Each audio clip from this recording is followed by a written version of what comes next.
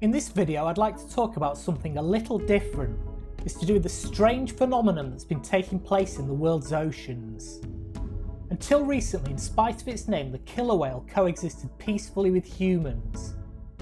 This is somewhat strange considering the fact that it's an apex predator that hunts down numerous other large animals, including seals, dolphins, sea lions, and rather impressively, even blue whales and great white sharks. According to a Native American legend, its unwillingness to eat people is down to the creature's origins. Myth has it that the first ever killer whale was created from wood and brought to life by a woodcarver to exact revenge upon his brother-in-law, who had abandoned him on a rock to die during a sea lion hunt. The killer whale fulfilled its purpose but then felt guilty and vowed never to harm a human being again.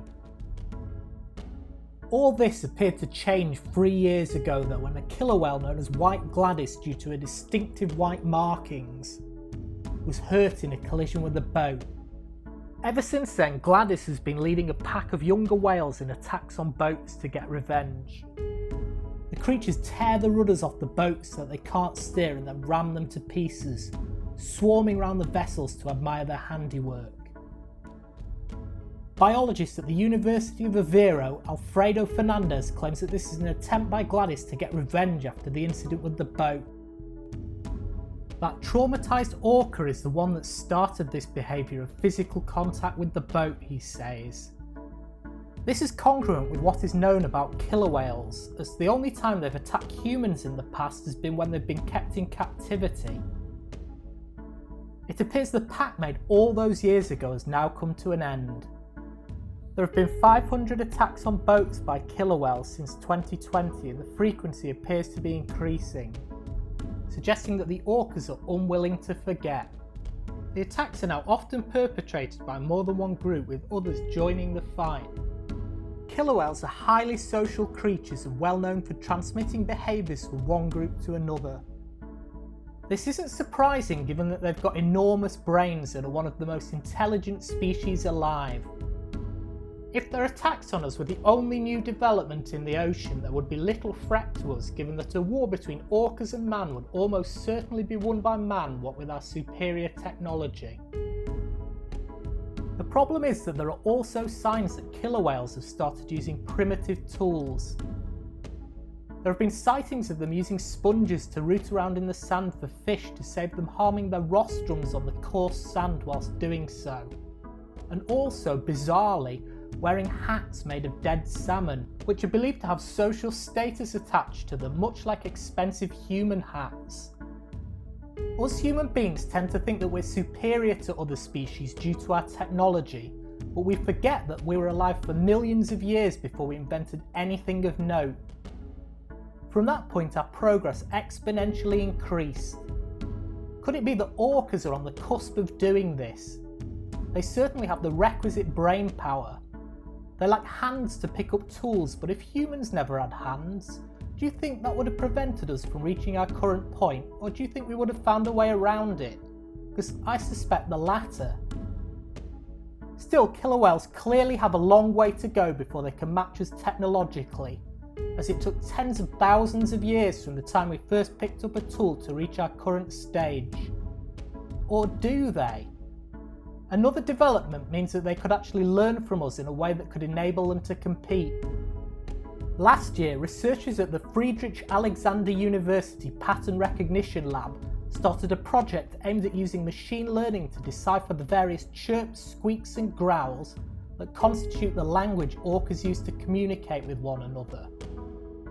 Given that Google Translate now leverages similar technology to enable speakers of disparate language groups to talk freely with one another, does this mean that we could soon be able to exchange ideas with killer whales?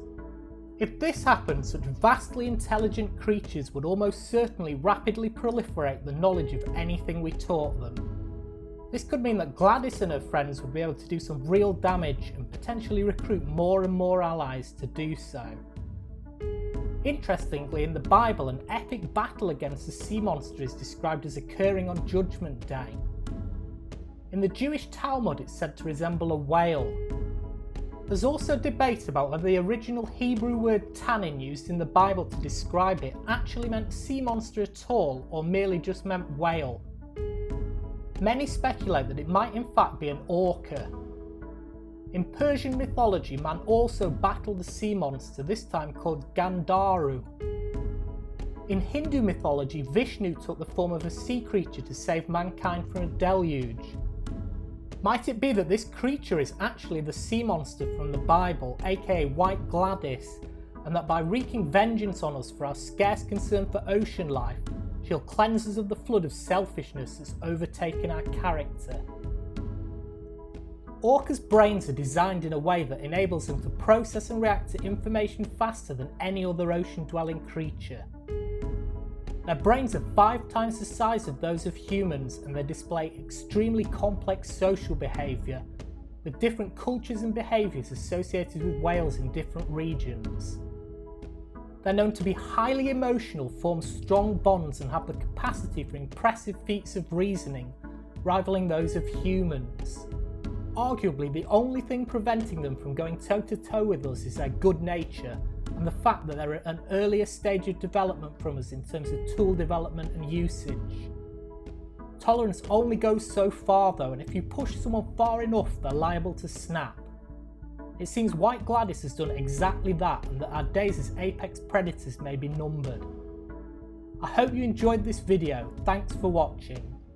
In the next one, I'll be talking about the Hat Man, a shadowy figure known to frequently appear to those experiencing sleep paralysis.